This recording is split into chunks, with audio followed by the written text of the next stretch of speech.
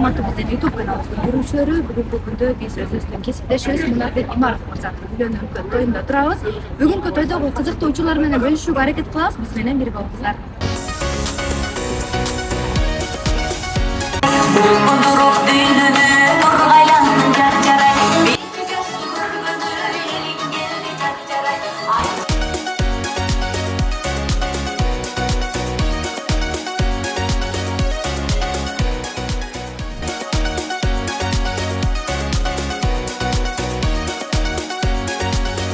Меймандар, Құдайым бұйырса жаратқан Алла Тағала насip қылса, бүгінгі бас қосып жатқан бақытты түгейлердің ортасында ендігі жылы ұл бала төресіндегі қонақтар болса, бір оң қолыңыздарды көтеріп қойыңыздаршы.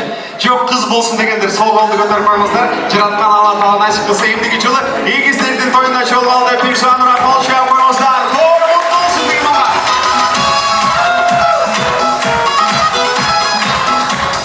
Чоң рахмат. Жалпы өздеріңізге телеграфтан білдіреміз меймандар. Өзгеше жылы қол шағыңыздарға, сыйыңыздарға чоң рахмат. Келіңіздер еме. Бісміллә деп ақырындан берекелі дастархандан орын алсаңыздар болады.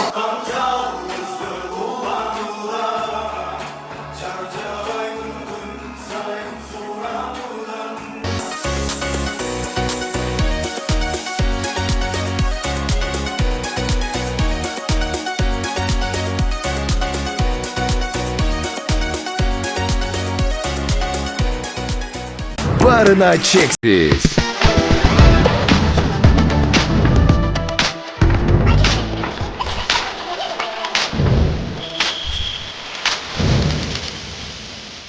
Барына чексіз. Чемпион мира Киевский, ваши бургавасы, аплодисменты наши. Красавчик Мунарбек Мырза!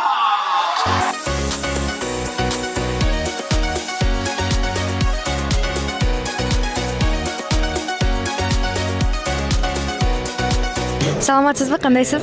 Жакшы, рахмат, саламатсыз. Бүгүнкү той сиз үчүн кандай өтүп атат? Жакшы буюрса, аябай шаңдуу болуп атат. Анан эң жакшы нерсеси азыр мындай спирт ичимдик жок болуп атат да. Сонун сизге ушул той ошонусу менен өзгөчө болуп жаткан экен, э? Анан мындай кызыктуу суроо болсун. Мунарбек мырзанын тоюна канча кошумча алып келдиңиз? Жакшы алып келдим. Сыр айтылбайт. Негизи ооба. Все хорошо. Бүгүнкү тойго кийип келген образыңыз канча сом турат? Меники арзан эле, муну мен барып Ош базардан алдым ошкек. Өзүм ошол жакта Ош базарларды карап иштейм да. Муну бир 1000 сомго эле алдым го дейм. Шымым бир 1,5 сом. Бутки мен бул былтыр эле сатып алгам. Бир 2000 сом бошкек. Кол саат. Колумдагы саат жөн эле электронный саат, бул бир 4000 сомго алдым эле. Ошо менен бүгүнкү толук образыңыз канча сом болот? Ашып кетсе бир 10 000 сом. Сонун биздин ошол той ээлеринин кандай жакшы тилектериңизди айтасыз? Биринчиден бири-бирин сыйласа, бири-биринин ата-энесин сыйласа, баары жакшы болот деп эсептейм. Бул семьяда куруп атканда жакшы ниет менен башташ керек. Эң башкысы негизи сүйүү никеден кийин болот деп айтат го. Ошо сүйүүсү түбөлүктүү болсун. Кыргызда бир жакшы сөз бар. Эркекке сүйгөн жарашат дейт, аялга күлгөн жарашат дейт. Ошол үчүн Мунарбек өмүр бою сүйүп жүрсүн, аяшкабыз өмүр бою күлүп жүрсүн. Саламатсызбы, кандайсыз? Саламатчылык жакшы, өзүңөр кандайсыңар? Жакшы. Той кандай болуп атат сиз үчүн? Мен тойго келгениме бир жарым саат болду. Аябай кызыктуу болуптур. Мен келсем экинчи антракт башталып, биринчи антракт бүтүп, экинчи бөлүгү башталыптыр. Экинчи бөлүк кызыгыраак билесиздер да, ошо экинчи бөлүккө келдик азыр. Оюндар менен, э? Анан сизге мындай өзгөчө суроо болсун. Мунарбек байкенин сизге эң жакпаган сапаты? Чынын айтканда Мунарбектин мага жакпаган сапаты жок. Себеби мен Мунарбектин агаларынан болом. Анан экөөбүз мындай дос катары мамиледе болбогондон кийин анан ар дайым ал тараптан бир гана сый, урмат көрөбүз. Ошон үчүн Мунарбектин жакпаган сапатын азырынча билбейбиз. Анда эң жаккан сапатын айта кетиңиз. Эң жаккан сапаты мен ойлойм бул кичпейилдик сапаты го дейм. Кичпейилдик мүнөз бул эң жакшы сапаттардын бири да. Макул. Дагы бир мындай өзгөчөрөөк суроо болсун. Мындан дагы бүгүн тойго канча кошумча алып келдиңиз? Биз негизи 10 000 сом кошумча беребиз азыр. Бирок анын үстүнөн ырдап да беребиз, короче. Анан санаганда билбейм, бир куйрук болуп калат го да эле. Анда Мунарбек мырзага жакшы каалоо тилектериңизден болсо айта кетиңиз.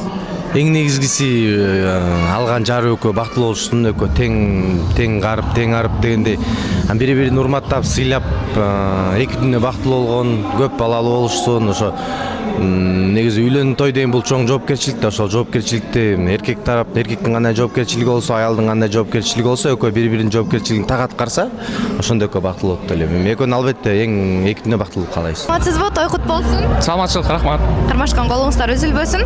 Сизге мындай өзгөчө суроо болсун. Жубайыңызга, калыңга канча сом бердиңиз? Бул өзгөчө суроону аябай көп беришти. Бул жолу менен өткөндө бирөөгө да айткам, миллионго жакын болуп, чыгымдар менен кошуп, ошону тегерек. Аты дагы өзгөчө экен, өзгөчө жубайлардан болуп, үй бүлөлөрдөн болуп жүрө бериңиздер. Анан дагы бир суроо. Жубайыңыз махырга эмне сурады? Ошо калыңдын ичинде болду. Ооба. Примерно эмне? Калыңдын ичинде деп эле эсептелди, ошого ыраазыбыз деп. Ошондой. Жубайыңыздын эмнесине ашык болдуңуз? Эми ар бир адамгерчилигине, мамилесине, анан бири-бирин түшүнүүгө көңүл бурат деп ойлойм. Ошондо бири-бирибизге келиштик, анан ушундай чечим кабыл алдык.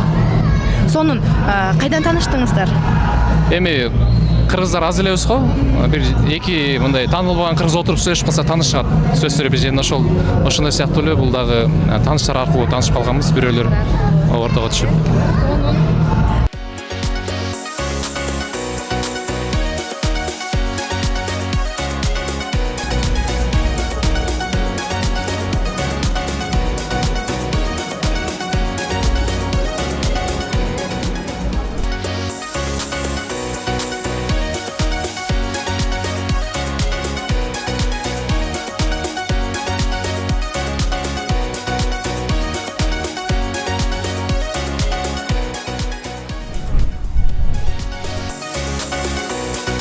Саламатсызбы? Кандайсыз? Бүгүнкү той кандай болуп жатат?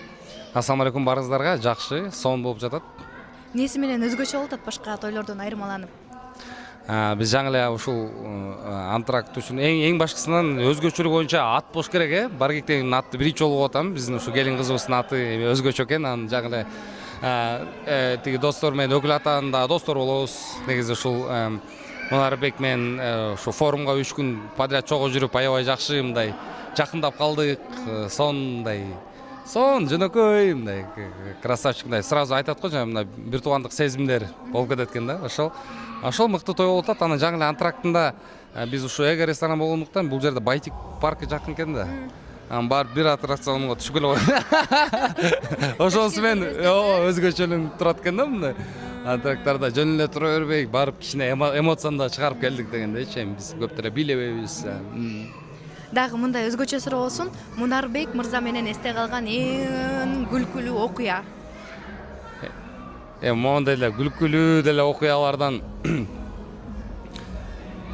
күлкүлүү деле экөөбүздүн бир чоң бир окуяларыбыз деле азыр эстей албайт болушум керек. Анда мындай болсун, сизге жакпаган сапаты Мунарбек байкен? Жок, Мунарбектин да мындай жакпаган сапаттарында биз мындай айма ачыгын айтканда мындай көп бир убакыттын ичинде балким бир адамдын жакпаган сапаттары болот. Ар бир адамда бар да негизичи. Анан бирок мен наоборот жакшы сапаттарын айтайын. Анткени Мунар өтө кичипейил, жөнөкөй. Биз ошол жерде жүргөндө байке деп турган мындай сезилет да мындай. Анан ыхлас менен кылып атабы же калп эле кылып атабы, ошонун баары билинет. Анан экөөбүз сонун бир командадай болуп жүрдүк ошол Москва шаарында. Анан бияктан дагы кандайдыр бир жанагындай чоң темаларды козгоп чыкканы албетте сүйүндүрөт. Жана мындай бир туугандай эле мамиле да, мындай жаман жерлерин деле монтип байкап, негизи жакын адам негизи мынтип караштырып көрсөң, любой адамдан жаман нерсе чыгарып алсаң болот да, бирок аны кылбай эле койгонубуз соң да, анткени өзүң деле идеалдуу эмессиң да. Мындай суроо болсун. Бүгүн Мунарбек байкенин тоюна канча кошумча алып келдиңиз жана эмне белек бердиңиз?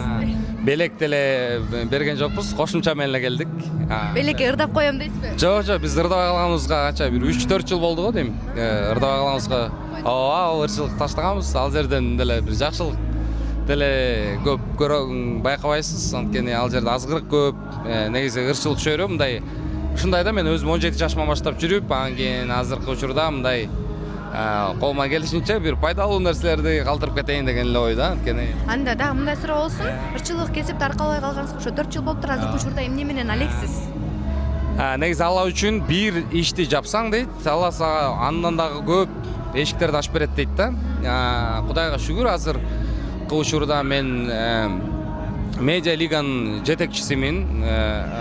Медиа лига деген футбол тармагынын өзү спорт жагынан дегенде өзүмдүн командам бар, медиа команда футбольный. Анан жакында эле ушул бир Мир Востока деген магазинге соучредитель болдум жана азыркы учурда Мурас Аренанын директору болдум. Демек, Алла Таала мына эшиктерди ачып берип коюп атат. Биз болсо ошол жерлерде адал иш кылып, адал акча таап, анан ошол адал акча менен балдарыбызды бияка келип, анан балдарыбызды ошол адал продукты менен өстүрөлү деген ниет да негизинен. Ошол. Макул, анда ишиңизге ийгилик каалайбыз. Чоң рахмат. Анда разговор бүттү да. Ладно, мейли.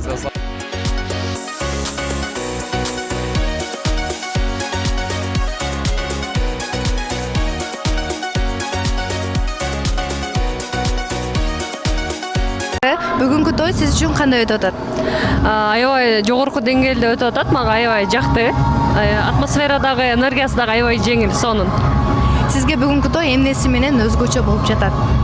Бүгүнкү той өзгөчө менин сиңдим турмушка чыгып атканына байланыштуу. Себеби Баргек менен биз 5 жылдан бери бирге жашаганбыз. Мунарбектин аялы азыркы учурда эми иншалла ошого бир башкача толкундоо, ичимде өзүмүн сиңдимдей болуп калган, бир тууган сиңдимдей болуп калган сиңдимин берип атканыбызга дагы толкунданып атабыз. Ошол Мунарбек мырзанын жубайынын сиз эң жакшы көргөн сапаты? Баргек аябай жоопкерчиликтүү, так, эч качан алдаган эмес, аябай честная. Анан мындай өзгөчө суроо болсун. Бүгүнкү образыңыз канча сом турат? Макияжыңыз, жолугуңуз, көйнөгүңүз? Бул байка 4500 алдым. Ой, 4600 алгам. Бул жакта макияжым үйдө эле кылып алдым. Муну, ооба. Өзүм уходовый косметика сатам, өзүм эле кылып алдым. Анан бул жакта шакегим бар. Бул бриллиант, ооба. Мактанып көрсөтүп койгойсуз. Басын айтпай да койгон, Айтып коерсиз. Айтып кое берейин. $4000 жогору турат. 5 карат. Анан бул жакта бут кийимим, ал 6000. Сонун. Рахмат. Жолук калып калды. Жолук жок, бул экөө бир. Ооба. Комплект сатылат. Ошону менен жалпы баасы канча болуп калды? Негизи булар баасы полностью бир 10 000ден ашык эле болуп калды, бриллиант кошпогондо. Өзүңүздүн кийип жүргөн кийимиңиз эле ушунча чыгат экен. Эң эле кызыгы тойго канча кошумча коштуңуз? Жолдошум экөөбүз негизи белектерибиз аябай көп болду. Себеби Баргек айттым го, өзүбүздүн сиңдибиз болгонуна байланыштуу Dyson белекке кылдык. И уходовый косметика, жок, аны өзү сатып алды. Dyson, анан жолдошум болсо алтын, анан өзүнүн кошмою бар, еще дополнительно. Мен дагы сиңди болот окшойм сиздерге. Сиңди болмосо. Макул, анда чоң рахмат.